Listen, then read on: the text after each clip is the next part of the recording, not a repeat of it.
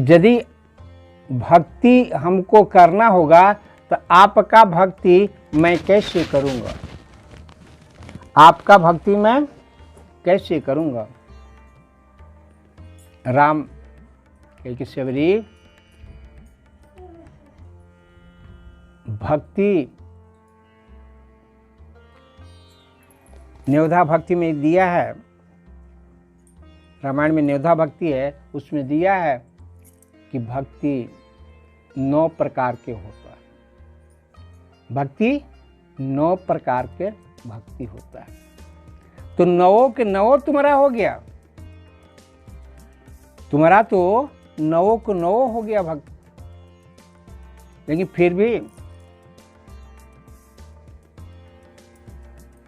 तुम बताती है, तो मैं बता दे रहा हूं, भक्ति जो करता है उस पर ऋचा लागू होता है, उस पर ऋचा लागू होता है। और शिष्य के भाव में जो हमारी पूजा करता है, भक्ति करता है, उस पर ऋचा लागू नहीं होता है।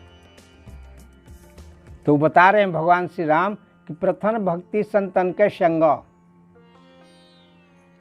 प्रथम भक्ति संतन का संग।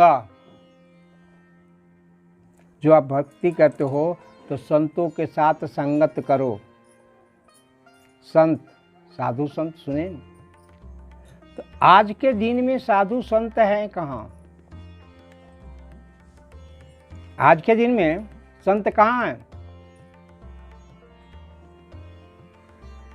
संत हैं जो सही संत होते हैं, वो भिक्षा उद्घाटन नहीं करते हैं। आजकल तो साधु लोग को देखिएगा कमंडल में उठाकर घरे घर घूमते चलेंगे, टीका 3 फाक का टीका लगा लेंगे, अब भगवान के नाम पर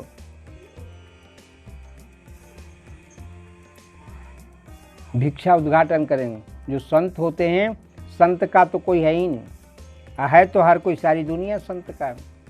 संत कहीं रुकता नहीं है। कहा गया है कि रमता जोगी बहता पानी। जोगी, जोगी संत को कहा गया। जो रमे हुए जो जोगी है उसको कोई रोक नहीं सकता है।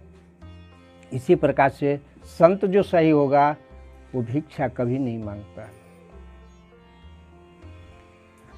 तो कैसे संत के साथ आप संगत कीजिएगा?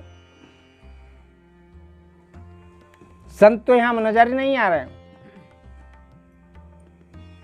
तो आपका भक्ति नहीं होगा, आपका भक्ति फेल होगा।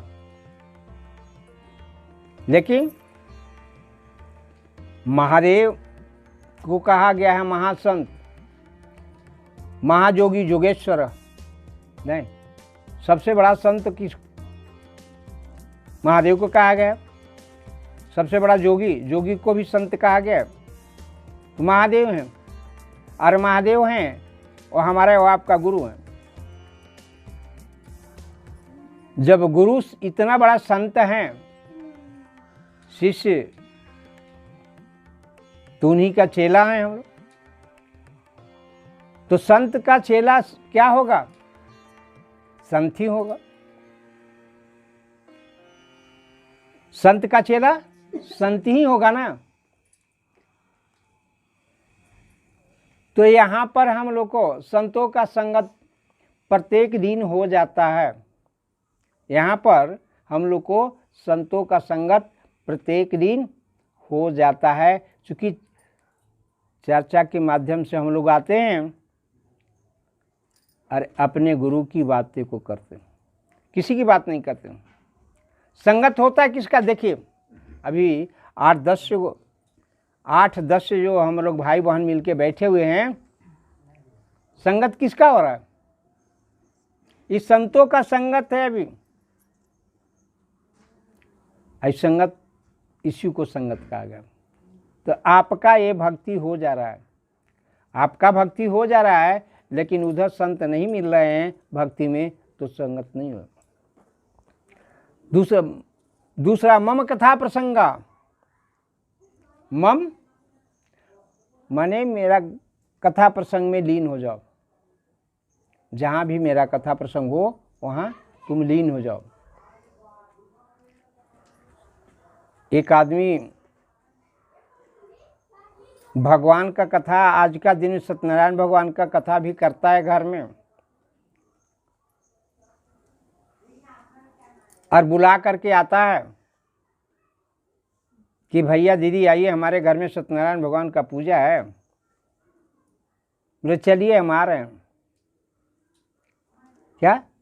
चलिए हम आ रहे हैं। और आ करके अपनी घर में कुर्सी पर बैठ के या चौकी पर पड़े पड़े, अपना पलंग पर पड़े पड़े सिर्फ पंडित जी का शंख गिनती हैं। जैसे 7वां अध्याय का शंख इति श्री रेवा खंड है, 7वां अध्याय समाप्ता भवती जो पंडित जी करते हैं, तब कहीं अपना पॉकेट से 1-2 रुपया निकाल करके भगवान की कथा स्थान पर पहुंच जाते हैं। देखिए, यहां प्रेम भगवान से नहीं हो रहा है, प्रेम भगवान से नहीं हो रहा है, प्रेम किससे हो रहा है? मम है प्रसाद से। प्रसाद के लिए ना आ रहे भाई। यहाँ कहा जाए कथा वो हो जाओ, कथा में उनकी आओ, लेकिन उनकी कथा सुन ले लोग नहीं जा रहा है, प्रसाद लेने के लिए लोग जा रहा है। तो प्रेम यहाँ भी भक्ति मार खा जा रहा है। और यहाँ अभी किसका प्रसंग चल रहा है? शिष्य भाव में आए हैं। किसका प्रसंग चल रहा है? महादेव का। महादेव भगवान है, उसको छोड़िए ना, रखिए ना, उसको रख दीजिए। जाते समय ये हमारे आँखिए का दोष है। हाँ, इधर खड़ा होकर ऐसे सामने होकर के देखिए, जो कहा जा रहा है थोड़ा सा ले जाइए कुछ। साहब, हाँ चुप रहिए दीदी। साहब हम लोग को अपनी जब उनकी चर्चा होता है तो साहब कहते हैं कि आओ तो फटा हुआ बोरा लेके नहीं आओ, टूटा हुआ झूड़ी लेकर के नहीं आओ। चुप रहिए। क्यों कहते हैं कि टूटा हुआ झूड़ी लेके जाइएगा, झूड़ी मैंने टोकरी, तो रास्ते में सामान खरीदिएगा वो गिर जाएगा। फटा हुआ बोरा रहेगा वो रास्ते में गिर जाएगा। इसलिए नया ले जाओ, छोटा ही ले आओ, जितना उठा पाएगा उतने ले आओ। कहने का मतलब कि चर्च आप कहीं जाओ, भगवान का जो है अपने गुरु का प्रसंग जहाँ होता हो, दिमाग को शांत करके जाइए, एकाग्रचित भाव से जहाँ बैठिए, अपने गुरु की बात को सुनिए। जितना समझ में आए उतना घर में जाइए और अपने बाल बच्चों को समझाइए और अपने पति को भी समझाइए, अपने मोहल्ले को भी समझाइए। वही नया टोकरी हुआ, नया बोरा वही हुआ, है ना। जो समझिएगा ले जाइए, यानी तो यहाँ बिनते रह जाइएगा। आइए तीसरा है मम गुण गान।